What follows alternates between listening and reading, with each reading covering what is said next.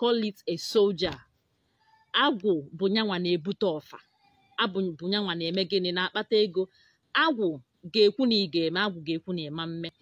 Though these days most of our people na-atọ ọnụzinya bụ agwu upside down because na akọwa m ụnya si na ife ọbụla nwere mma nwere njọ. Ndị gboo si nọ aka eji azọ ka eji egbu. Nọ ife ọbụla eji azọ ndụ ka eji eme gịnị ka eji emekwa on the other way round. So ọ bụrụ na ibu agwu, anyị jisikwa ike wee kwuo na nwa afọ ọbụla nne mụrụ n'afọ nwere agwu. We see now, I'm just trying to give some details about what we did yesterday for the people that are just joining us before we kick off from today's episode. I went to see we see now, onye ọbụla nne mụ ma ị bụ nwoke ma ị bụ nwaanyị na ị ga-alụzu agwụ gị ụzọ ịnọ. Then agwụ ndị ọzọzi bụ depending na ụdị mmụọ so gị. Anyị kpụjisi ike wee kwuo maka agwụ ndị ichie, agwụ ikwu nne, agwụ ikwu nne nne, agwụ ikwu nne nna. Wee dịrịzi agaba. Anyị lụtụkwara ife aka n'ife gbasara ụlọ agwụ. Anyị lụtụ aka n'ife gbasara ụlọ agwụ. Ma ọ bụrụ na ịlụsị agwụ ma imere ife dị n'ụlọ agwụ, ị na-achịkọta ha na-emebi emebi. Anyị jikwa aka wee lụtụ aka n'ife gbasara aka ogheri agwụ. Na ọ bụrụ na ịlụsị agwụ imere aka ogheri agwụ, ị na-alụ ha na-agasa agasa. Anyị kwukwara okwu wee sị na ọ bụrụ na ịlụ agwụ gị kaba ahụ ka ime gịnị ka ị kpochiere agwụ gị onunu. Ihe ndị a ka anyị bụ ihe ndị anyị kọwasịrị ụnyaahụ. Now, today, I got a lot of questions since that yesterday in both my comment section and my inbox concerning that agwu. So I have decided to come and touch or treat more about the agwu. Now, if I nwere ikwu n'ụbọchị taa bụ onye ka ọ dụrụ ibu ọfọ agwụ. Onye ọ dụrụ ibu ọfọ agwụ bụ gị bụ nwoke, gị nwa bụ nwaanyị. Apart from aka ji ọfọ agwụ niile na ụmụnna unu maọbụ n'ime nne unu dịka nkwu. Ịlụ agwụ o kwesịrị ekwesị bụrụ ife ziri ezi ma ọ bụrụ na ịlụ agwụ na ị ga-enwe ọfọ agwụ. Because na that ọfọ agwụ bụ the staff ga-abụ ọ bụrụ na ikwucha okwu kpechaa ekpere yọchaa ayịyọ itinye nya bụ ọfọ n'ala ka aja na mee gịnị nụrụ onu gị. Then ife kpatalụ ọtụtụ ndị mmadụ eji ha achọ ha lụọ agwụ ka enye ha ọfọ agwụ bụ ọ bụrụ na onye akpọrọ oku ịlụ ọrụ o were na-eme isi ike na ya achọghị ịlụ, ngwa ngwa ebunyere ya bụ ọfọ agwụ n'aka, nya bụ agwụ ga na-eme gịnị ga na-adọnata ya n'ụlọ ịsụ ya ike n'ala. So ọtụtụ ụmụnne anyị ndị nọ mba ofesi jizi maka ya wee na-eme gịnị wee na-agbalụ nya bụ ọfọ agwụ ọsọ.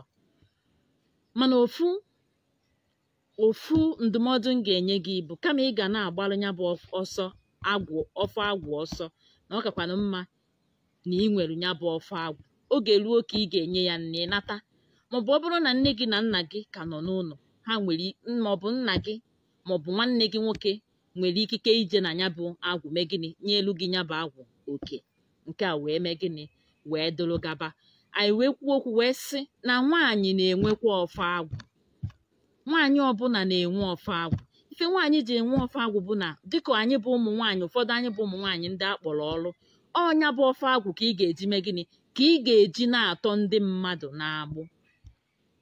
Nya bụ ọfọ agwụ maka na agwụ bụkwa na ikike eji alụ nya bụ ọrụ kpatala ọ ga-abụ ọ bụrụ onye ọrụ ome gịnị na ọ ga-ejeriri n'ikwu nne jee nata ọfọ, jee n'ikwu nne nna ya jee mee gịnị jee nata ọfọ. N'ọnya bụ na ọfọ agwụ ga-eme na gịnị ezuo n'oke ịnata ọfọ. Now a lot of mistakes ndị anyị bụ ndị ọrụ na-eme bụ na anyị na-eje n'afịa jee na-ego ọfọ agwụ. Ọ dịrọ mma. Ọ bụrụ na achọọ imelu gị ife dị n'agwụ, gbaa mbọ enwere ukwu ọfọ so many places. Now this is where we are having problems cutting down the ancient trees eji wee mara anyị bụ ụmụafọ Igbo. Ka anyị kwụsị na ide egbutusi osisi eji wee mara anyị bụ ụmụafọ Igbo. Jee n'ukwu ọfọ ma ọ bụrụ na akwadobe ịlụ ụlụ ga-agwụ, jee n'ukwu ọfọ ka ime gịnị ije ebe ahụ iwele aka gị mee gịnị tụtụrụ ọfọ nke dịka chi si kee ya si n'elu wee mee gịnị wee daa. Ọ bụrụ nwoke ọ dị ezigbo mkpa ka ị were aka gị mee gịnị jee n'ukwu ya bụ ọfọ. Ọ bụrụ nwaanyị ejekwana n'ukwu ọfọ atụtụ ọfọ, a sịkwana na ada ndị gboo si gị jee. Nwaanyị, ana m ekwu ya throughout yesterday, anyị bụ ụmụ nwaanyị nwere ebe anyị na-ejedebe n'ife gbasara ọrụ mmụọ. Ọkwụnụ mana nwaanyị ka mbụ, but I keep saying it, anyị bụ ụmụ nwaanyị nwere gịnị, nwere ebe anyị nwere limit ebe anyị na-ejedebe n'ọrụ mmụọ. Reason, sometimes anyị bụ ụmụ nwaanyị na-afụ ya as an insult to us, but it's not an insult, it's an honor. Mgbe a sị gị na nwaanyị nwere limit ebe ọ ga-ejedebe na mmụọ maọbụ ọ ga-ejedebe n'ọrụ, don't see it as an insult, it's an honor. Maka na ejighị ịpụtaghị ụwa afụfụ, it's an honor. Reason, because now we women are gods.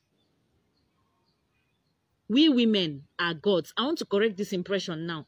Nwaanyị, ụmụ nwaanyị anyị, ọ bụrụ na asị gị na enwere limit ebe ị ga-ejedebe na some certain areas, stop seeing it as an insult. It's an honor. Abịa na-asị nwaanyị nọ na nsonye eme na nya alụ n'ọrụ maọbụ nwaanyị eme na nka, it's an honor, because na anyị bụ nwaanyị nwere ikike imebi ọgwụ, anyị nwere ikike ime gịnị, imekwa ka ọgwụ dị ile. Kpatara eji asị na ọgwụ ọbụla nwaanyị gwọrọ na-afịa ahụ mmebi. Gị nwa bụ nwaanyị, you will bear me witness na ị nọrọ na your menstrual period, ife ọbụla akpọrọ ọgwụ ịkrọsụ data ọgwụ ahụ alụọna. So ọ bụrụ na asị gị na enwere limit ị ga-ejedebe na ọlụ mmụọ anụnwa, stop seeing it as an insult. It's an honor. Only if you know what it is to be a woman. Now, ka anyị hapụgodo ebe a, let's go back to where we stopped. Nwaanyị, ọ bụrụ na ị bụ nwaanyị, ejena n'ukwu ọfọ atụtụ ọfọ. Chọọ nwoke, chọọ nwanne gị nwoke, chọọ your cousins, nna gị ochie, your village chief, your village whatsoever, somebody bụ nwoke, ka o jee elu gị n'ukwu ọfọ mee gịnị, jee tụ ụtalụ gị ọfọ a ga-eji wee mee gịnị, wee kee elu gị ọfọ agwụ.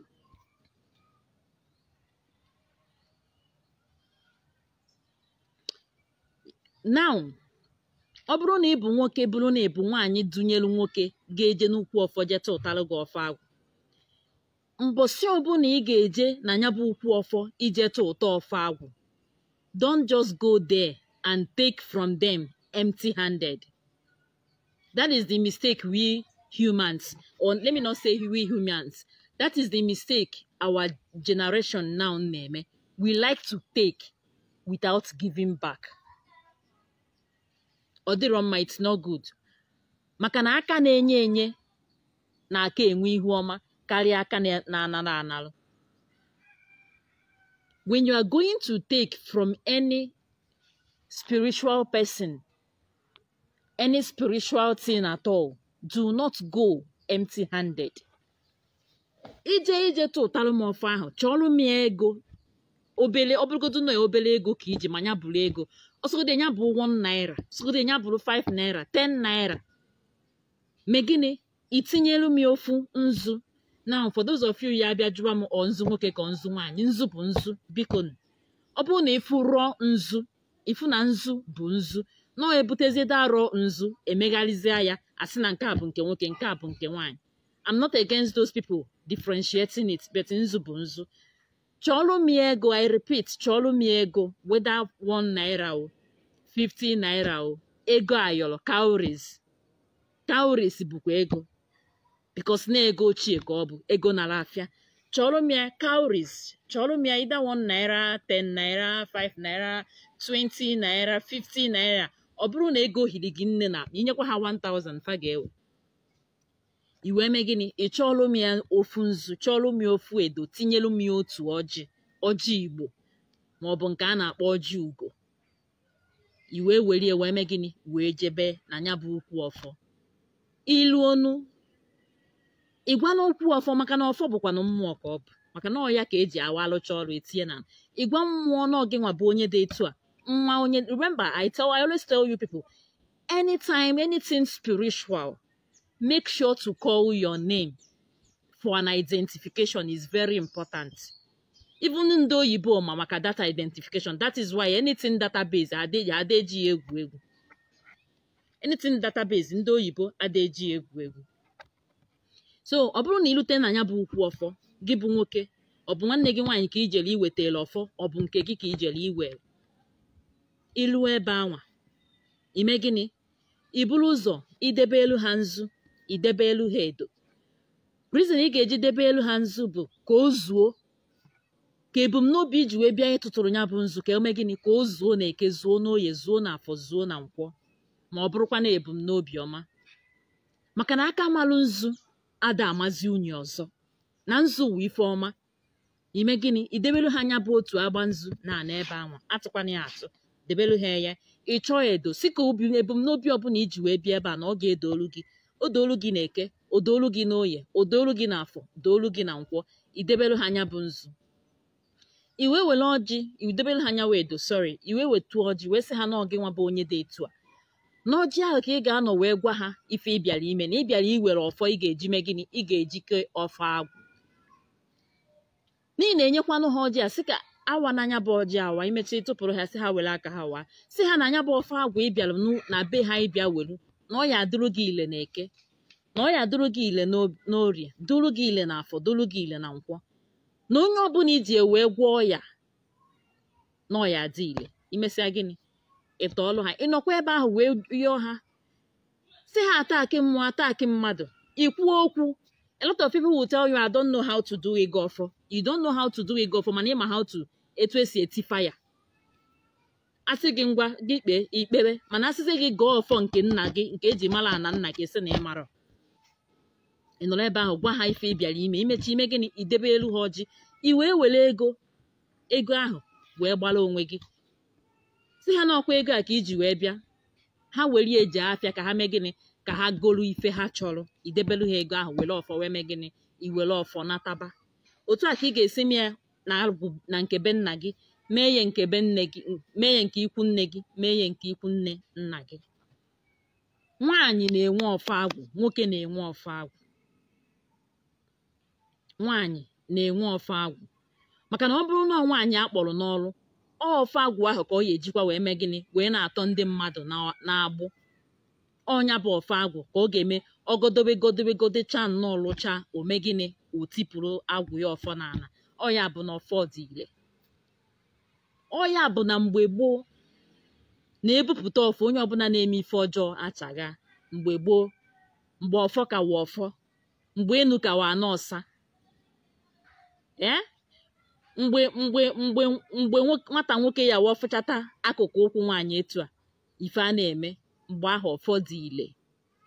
Kịta a na-atọ ọnụzi ọfọ upside down anyhow any day. But ka anyị hapụgodu na nke ahụ, ka anyị gaa straight to the point. Nke a wee bụrụ maka ife gbasalụ ọfọ. Maka ndị bịalụ na my inbox na-ajụ m, nwaanyị a na-enwe ọfọ? Yes, nwaanyị na-enwe Ofo Agwu. Nwaanyị na-eme gịnị? Na-enwe Ofo Agwu. Nwoke na-enwekwa Ofo Agwu nke ya. Now, coming to ife gbasara okuku agwụ that I talked about yesterday. Someone was asking, because I talked about Ekwelum Agwu. So someone was like asking, Ekwelum Agwu anwa, ihe ekwelu nke be nna gị, kwelu nke ikwu nne gị, kwelu nke ikwu nne nna gị. Ekwelum Agwu is only done but once. Ekwelum Agwu, let me use this as an example. The meaning of Ekwelum Agwu is just like otu anyị nọ now. Me, okay, let me use myself as an example. Ekwelum Agwu is just like otu anyị nọ now. Igwe obodo asịsị bịa kpọọ m na achọrọ m n'ọfịs ya. Ndị otu nyere wee bịaruo, wee sị ha na m ekwetego na mma abịa, ha gaba ka anyị yite akwa, ma ọkwụnụ mana a na-eme eme. That is just simple explanation of Ekwelum Agwu. Ekwelum Agwu is just igwe agwụ. Ha bụ ndị bụ agwụ, ha bụ ndị bụ ọrụ agwụ, na ikweta ego na ị ga-eme gịnị? Na ị ga-alụ ụlọ ha agwụ.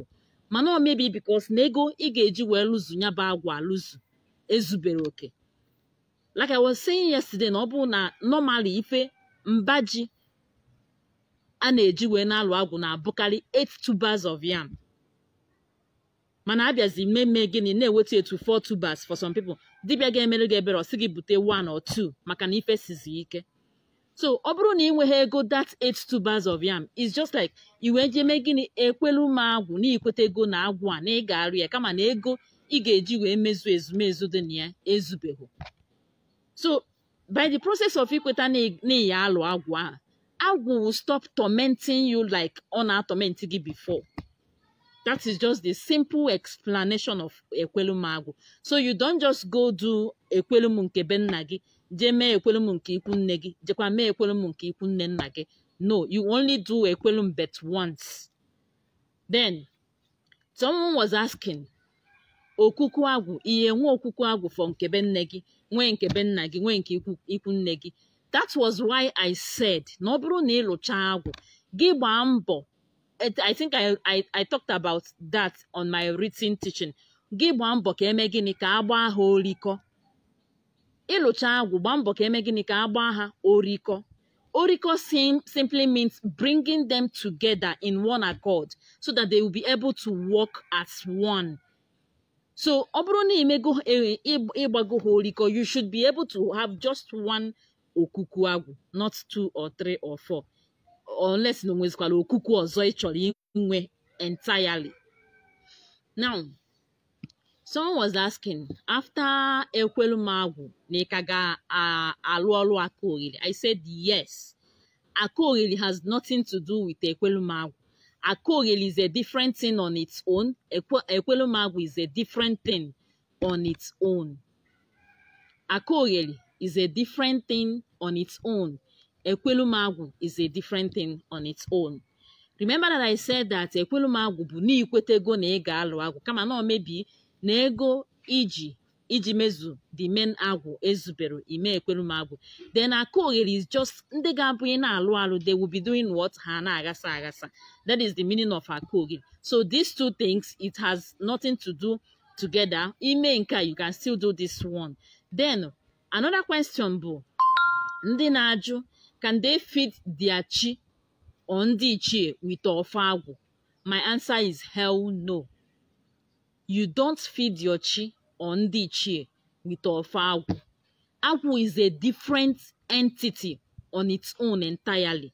Ndị ichie is a different entity on their own entirely.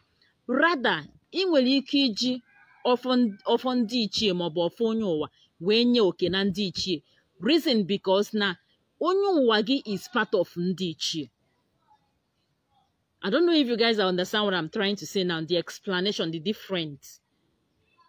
There is no way and it's not possible ị ga-eji wee welu Ofo Agwu gị nyebe ndị ichie nne. It's never possible. And the man jikwa Ofo Agwu gị wee nye onye ụwa gị nne. It's never possible. It has never been possible and it will never. Agwu is a different entity on its own entirely. While ndị ichie and onye ụwa, they are different on their own entirely. Rather, ị ga-ejinwu ọfọ onye ụwa wee nye ndị ichie nne.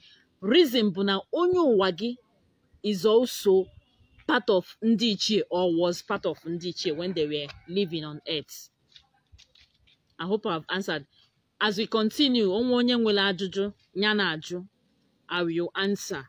Okay, now, another thing I want to teach now is, ọ bụrụ na ịlụzuga agwụ gị, before inye agwụ gị nne, like na ije n'afa sị gị jee gbuola agwụ gị ọkụkọ. Now, before you start doing that, were akwa mee gịnị? Jee n'ebe ahụ agwụ gị nọ wee mee gịnị? Jụchasịa ya, maka ọla akwụ mmụọ, ọla akwụ mmadụ, Akogili mmụọ, Akogili mmadụ. Ndị nwụrụ anwụ na-agbabatagasị n'agwụ gị, ijụchasịa aka ha, wepụ aka ha, wee mee gịnị? Pụọ n'ilo jee kụwa anya bụ akwa, ịsa aka gị, then you can come back and continue feeding your agwụ. Reason bụ na sometimes Akogili na-adụ n'agwụ. Ọ bụrụ na Akogili nọ n'agwụ gị, inyecha agwụ gị nne, ije n'afa, ọ ka na-adakwa Akogili. Some will even tell you na onwere ife ime. I don't know if you guys understand. Then, adịna ife gbasalụ iji nkịta wee na-eme gịnị wee na-enye agwụ nri. Yes, someone was asking me, eji nkịta enye agwụ, a na-egbula agwụ nkịta? My answer is yes. Enwere some part of Igbo or some part of culture ka m ghara isi only Igbo, because enwere a lot of us here abụghị Igbo, but we understand Igbo. Enwere a lot of cultures and part of communities ji agwụ, ji nkịta feed their own agwụ. That's why ya ji wee sị na omenala dị iche na ọdịnala. You understand? That's why eji si omenala dị iche na ọdịnala. Like in the part of Enugu State, most of Enugu State nnọgo ha mee agwụ ha, ife ha na-egburu agwụ ha bụ nkịta. That doesn't mean that their own tradition is evil. That is the way they do their own. Agwụ ndị Enugu State bụ nkịta ka a na-egburu ya. Now, part of Anambra State in the olden days na-egbukwala agwụ ha nkịta. But the reason ha ji wee changezie ya now, weta ọnụọ ya nọọ ebuni maọbụ ewu maọbụ ọkịkọ ka ha ya na-egbulu agwụ ha bụ ndị Anambra State, bụ na agwụ ọbụla egbulu nkịta na-ata igo. Nya kwunu m ife bụ ya ta igo. Agwụ ọbụla egbulu nkịta, nya ọkụ ọ na-anụ ya ọkụ n'obi steady. Na ịma na agwụ na-eme ka ala. You can imagine ebe egbulu agwụ ahụ nkịta, dị agwụ ga na-ata igo, ọ ga na-eme ife ike steady. That was why ndị Anambra State ji wee mee gịnị, wee tọọnụọ nke ha to ebini or ewu or ọkụkọ. But ndị Enugu State can maintain their own igbulu agwụ ha nkịta. That doesn't necessarily mean that they are bad. You understand? That doesn't necessarily mean that they are bad. Now, the effects of not installing your agwụ on time. I said it yesterday. Ọ bụrụ na agwụ na-akpa gị, sometimes some people dey egosi ha agwụ na-akụpụ mmadụ ala. Agwụ na-eme nwaanyị ọma mmụta nwa. Enwego m lots of women na mgbaala afa. Ife agwụ ha mee gịnị, ha na-achọ nwa. So many of them atụọ ime ọnwụọ wee bụrụ nọ agwụ be nna ha na-enye ha nsogbu. Agwụ na-eme nwata nwaanyị ọma nnu di. Agwụ na-agba mmadụ ụchụ. Agwụ na-eme mmadụ ala. Ife onye ahụ na-atụtụ ahịfịa n'iro. That's why it's not good when you see some mad people on the road. You don't go throwing things on them because they are mad, because na emara ihe, emara ebe fa si bido. Agwụ na-anapụ nwaanyị nwa. Agwụ na-eme nwoke na-eribu n'efere nkụwa before ọ na-elizi n'ana. Agwụ can do lots of things. Agwụ ga-eme gị ịnyanya dị egwu, ị na-aṅụ ọgwụ dịka ya si na ọda ana. Agwụ can disgrace you anyhow, even in the public. Agwụ can withhold your blessings. Agwụ can withhold your forthcoming blessings from coming. Agwụ can do a whole lot of things. Now, I guess I have come to the end of today's program. And I guess I've treated everything about agwụ. So tomorrow is another topic. Tomorrow is how to settle your father's compound for blessings to come in. Part 2. I've done the part 1 the previous day. So tomorrow we are going to finish the topic and the family liberation. That is tomorrow. Okay, guys, I'm still your one and only Adandibo. This is please help me share this video. If you are watching, help me to share the video. Then help me to subscribe to my YouTube channel for more teachings like that.